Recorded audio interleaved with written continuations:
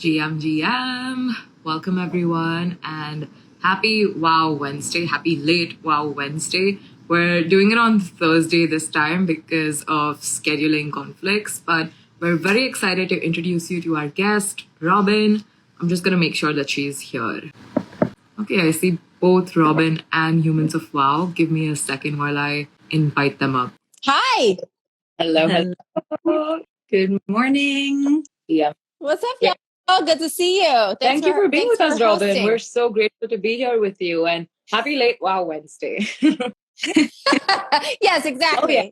Different day, same vibes. We're so grateful to have you with us and to just learn more about you, your journey, what's going on with Swagger Society, and all of that good stuff. But an intro to all of our listeners from the WoW community as well as Robin's community. This is a weekly show that World of Women does to spotlight community members. Today, we're spotlighting Robin, who is an absolute legend. She is the VP of Fitness Programming at Peloton, a pro marathoner, and a New York Times bestselling author. Strong Baby is coming out soon, so keep an eye out for that. But now I'm going to pass the mic to Robin so that she can tell us a little bit more about herself.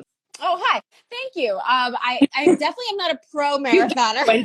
I am not running any 2-hour marathons, but I've done a lot of marathons.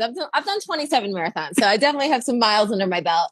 My first book, Shut Up and Run, actually is right behind me. And then Strong Baby comes out very soon on February 21st. So I used to be a lawyer. I was a corporate litigator and I practiced law in New York City for about 8 years. And then I fell in love with movement and running and really used movement as a way to heal through trauma. And I wanted to allow folks to light fires in their lives, utilizing, part of what I call my superhero toolkit, which involves movement. And so I went into coaching and teaching and ultramarathoning and ultimately left law and then joined Peloton. And I'm now VP of Fitness Programming at Peloton. I've architected a life based on passion, and I love what's going on, with World of Women and Web3, because I see that spark for a lot of creators happening now. That's really exciting. So my journey is definitely involving movement and sprinkling a whole lot of swagger along the way. The whole sprinkling swagger thing. That's super cute. And also just incredibly inspiring. Your story is absolutely iconic. And I want to dive into how you got into World of Women. So tell us about your WoW story. How did you pick yours and what drew you to the community? Oh, yeah. So I first was introduced, I think the first piece like PFP or art that I saw was Eva Longoria's. And I know y'all have like an amazing founding crew, a lot of folks who I admire, early adopters in the space, of course. And so I saw Eva's, it was an Instagram post of the art piece, of the NFTs she purchased. And I was like, these ladies are speaking my language. So yeah, I picked, I swear, like, buying your first art piece, like digital art piece, feels so thrilling. But then like you press like purchase on OpenSea and you're like, is this happening? Is this real? But I love it. I love how vibrant the art is. For Swagger Society, we partnered with Molly Dixon. And I think, there are a lot of synergies, I think, between World of Women and Swagger Society. It's especially expressions in the art that I think it's a values, we're drawn to values that bring us together in community, but why not have amazing art to represent you along the way? So with Molly's collection that we haven't revealed yet, but we will soon, it's definitely, I say it's like a walking exclamation point. It is bold, like World of Women and with a street art influence. And we're really proud that it is super inclusive. And we think it meets people where they are and then continues to tell the story of their power. Yeah. And I wanted to just go back a little bit to your career and how you started Peloton. So you started as a lawyer. So incredibly inspiring that you pursued your passions. And I know a lot of people in Web3 do explore the idea of changing their identities. So what can you say to people out there who do want to, go forward with something else, pursue their passions? Oh, yeah. I mean, own the pen to the story that you're writing. Like, it's never too late. I think we tell ourselves the story. I told myself the story for a long time that I wasn't an athlete because I wasn't an athlete growing up. and even into early adulthood, I really didn't see myself as that. I was like the straight A student or the arts and crafts kid or the, you know, the person who had a strong work ethic, but not the person who would necessarily pick up weights or go for a run.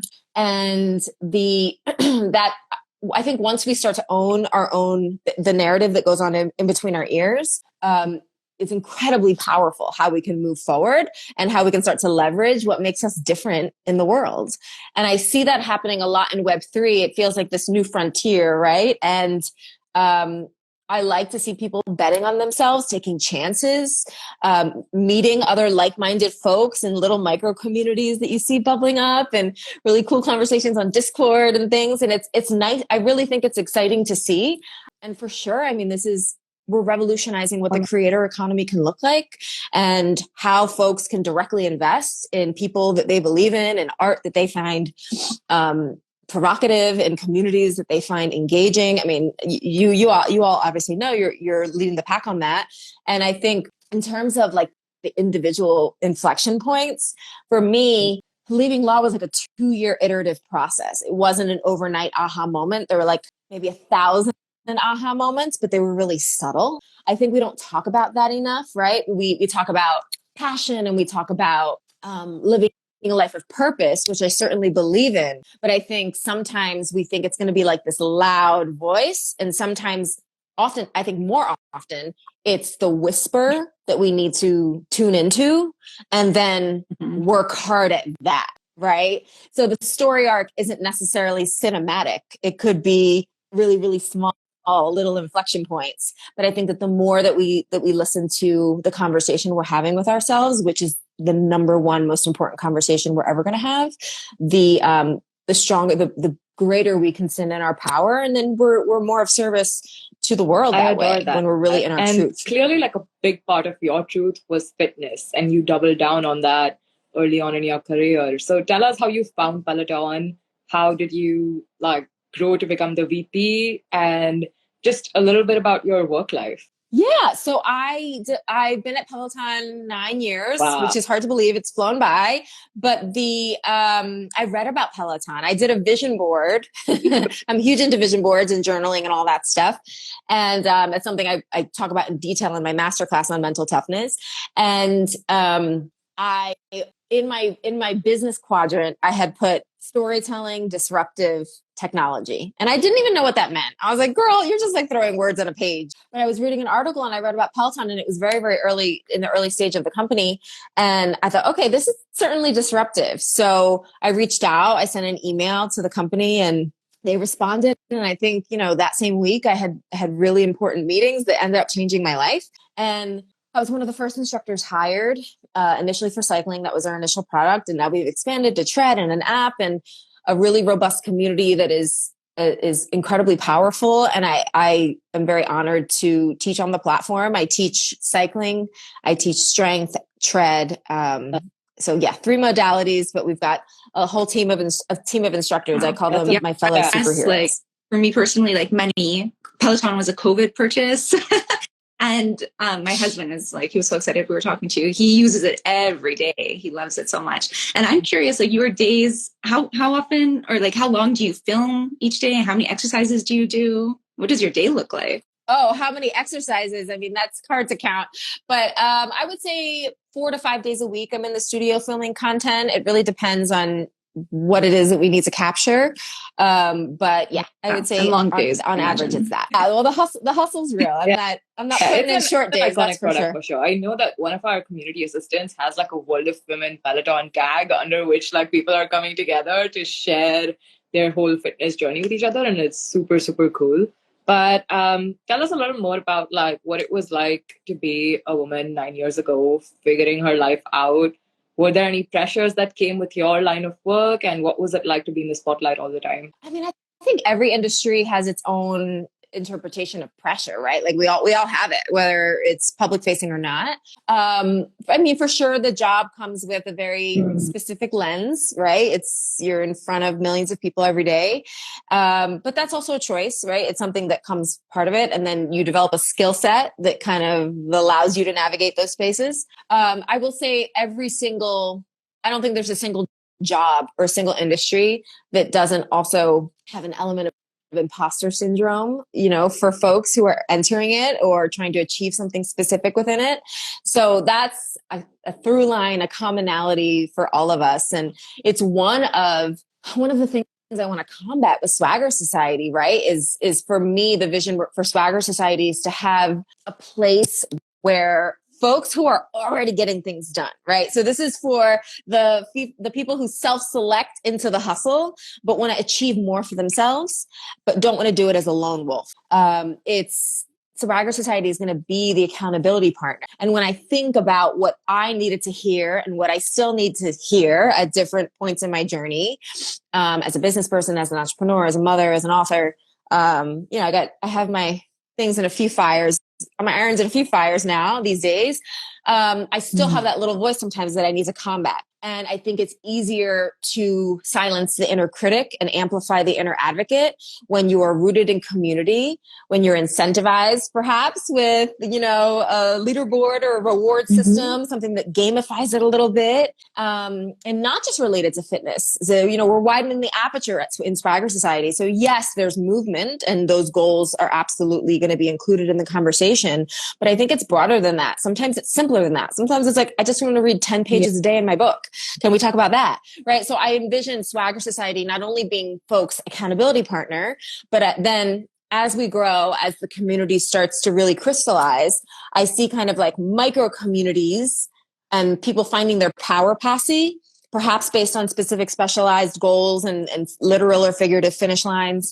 But also it's really sitting atop a value system that I have been curating and nurturing for over 10 years, building community on Web2 platforms. And now through Web3, we're going to unlock through digital assets, this membership club, but it's really all sitting atop the values of self-determination and self-actualization. And that is what it's all about. Robin, tell us about the WoWG. How did you get her?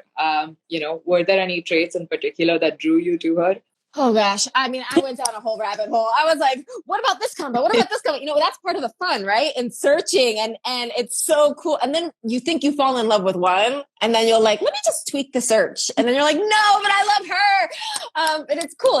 It's cool like problem to have because it's so robust. For me, I'm a very colorful person. Like the yellow spoke to me. I wanted, I love the fantasy elements in the world of women, and especially with this collection. And I think that I did claim my PO-op for Art Fest, so make sure you go do that. It's just really dope to be able to dive into. I love art.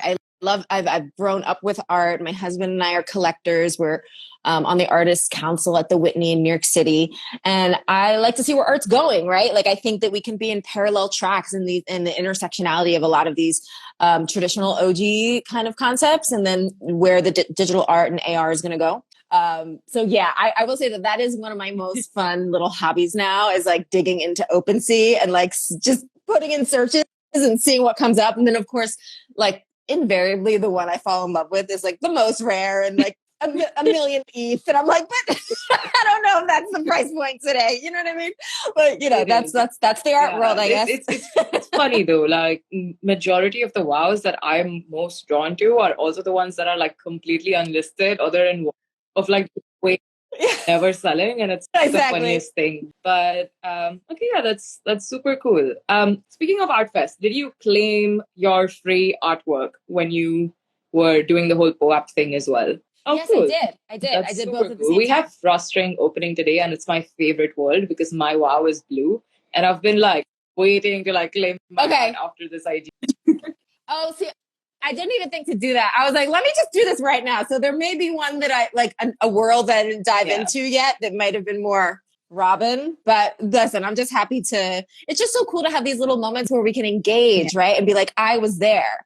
Like that, I think is really powerful. What are your thoughts on Web2 brands entering Web3? Like if you had to see a major fitness brand enter the space, what do you think is the right way to do it? Well, I mean, I'm witnessing it as, I consider like my brand to be a Web2 brand, but I've been very intentionally engaging with native Web3 brands to learn. Like, I'm willing to educate myself publicly, and I want to align myself based on values. And I think we've seen it. We've seen some of these entries be really, really clunky, and some of these drops be a little bit not so great. And I think it's when it's not like, you can be both and, right? Like, you can know who you are and what you represent in Web2 and in traditional like legacy brands in Web2. But I think that we also really need to learn at such a nimble, fast pace from brands that really have grown in the last few years in Web3. So I think it's asking what you don't know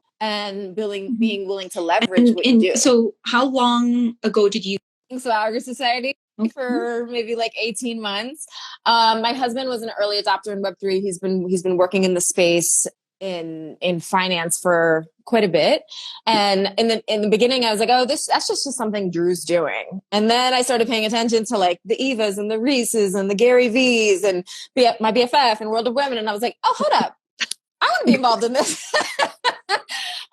So that's when I started asking questions and setting up my wallet and watching a YouTube for the first time of like how to buy crypto. And, some of this stuff can be really intimidating, but I think, one of the exciting things about Swagger Society is, I hope, is an example of how we can widen the aperture.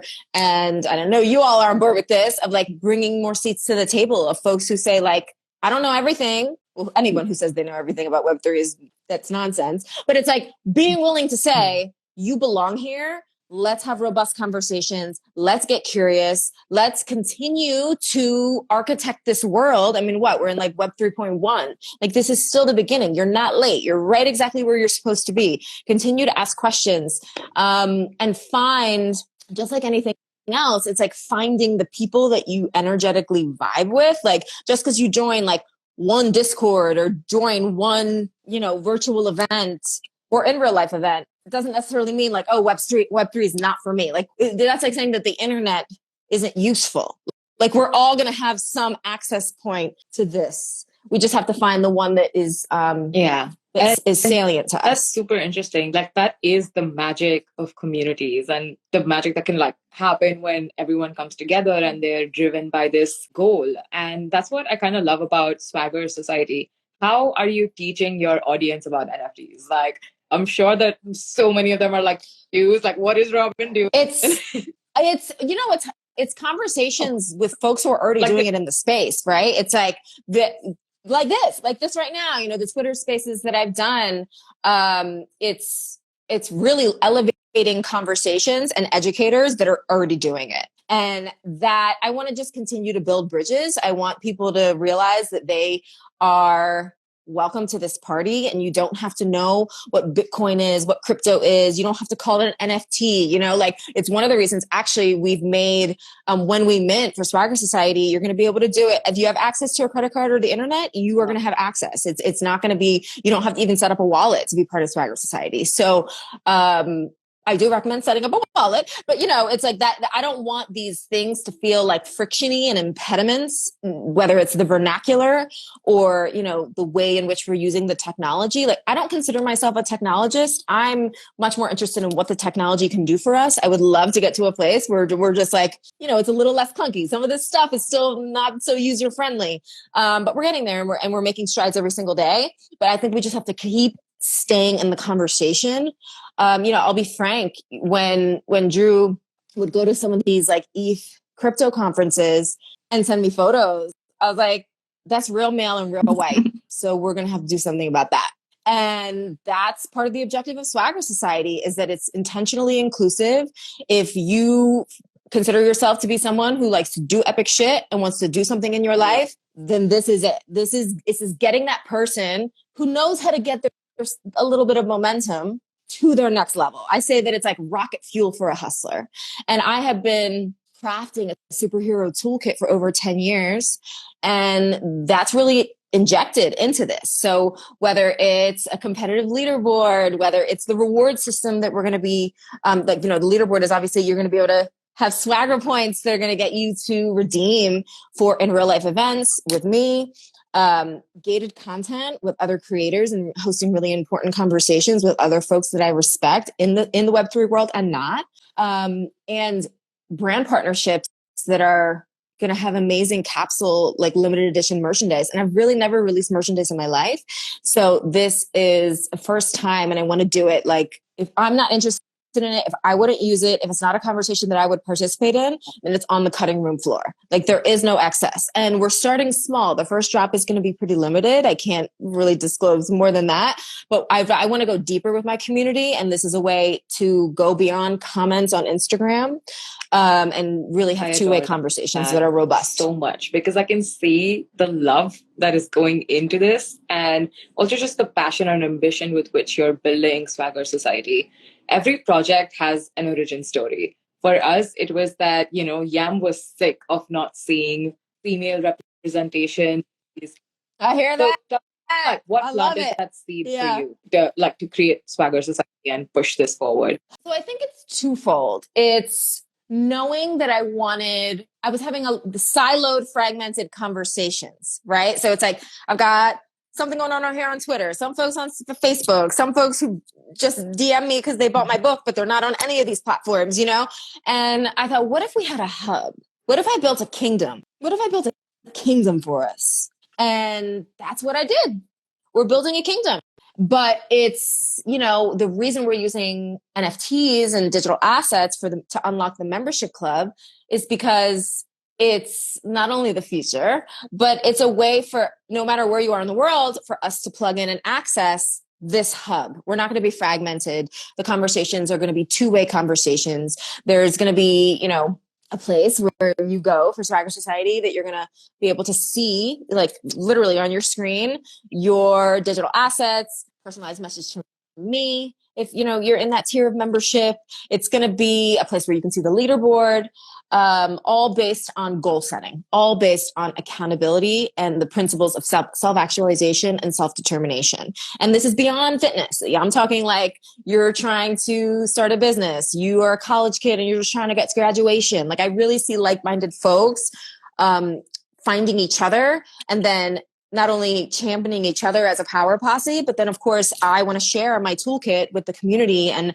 I'm in there, I'm dropping into the Discord. We're hosting for 3 for 31 for the first time this year. It's a challenge that I've been doing every December for almost 10 years. This year, the folks who finished 3 for 31 and submitted the form for Swagger Society, they were put up for a Zoom. And so we did a Zoom with 30 people, which I've never done before. They go, brands, my agents negotiate me to do that kind of on a broader scale for a big price tag.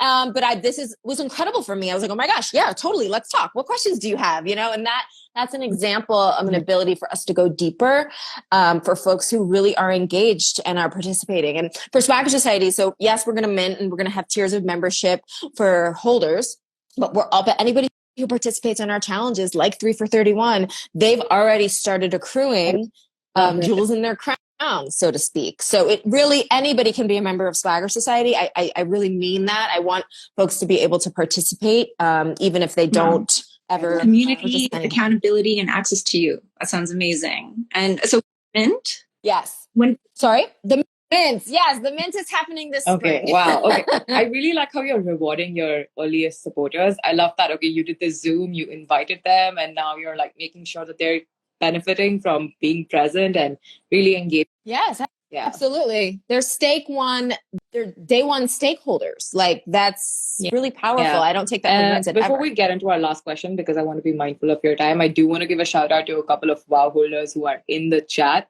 Fake it until they make it. She has a beautiful WoW PFP. Natasha, who's a WoWG holder. My last question for you is, what is one message that you want to share with the entire WoW community? What do you want them to know? Well, I would say it's a question. It's not a statement. It's, what decision would you make if you were twice as strong and twice as powerful? I want you to live in that space. That's the energy that we're putting into Swagger Society. It's for people who believe that more is possible for themselves and they don't want to do it alone. They want to turn their whispers into roars, utilizing community and the toolkits and the tools that we all have amassed. It's like, what if we shared them? So yeah, that's what I would say to the WoW folks joining and to my followers joining. What decision would you make this week if you were twice as strong and twice as powerful? Because it's that version of yourself I want you to operate with. It is like 11 p.m. here, but now I'm like motivated to go to the gym. I'm going to do a Robin workout. Yeah, for sure. Thank y'all so much for having me today. If folks want to find out more about Swagger Society, we're on Instagram, Swagger Society. I'm Robin NYC. We're on Discord, we're on Twitter. So stay tuned for more. I'm excited to continue this journey all together because listen, baby, we are architecting this new world as a community. Thank you. We really appreciate it. Thanks. And good luck with Art Fest. Thanks, Robin. Thanks, everybody. See you. Bye, everyone. Thank you for tuning in. We appreciate you. And huge shout out to Humans of WoW as well, who do regular community spotlights and they dive deep into stories of community members. They're just humanizing the person behind the PFP. And I'm all for it. Thank you. Thanks, everyone. Okay, bye. GN, everyone.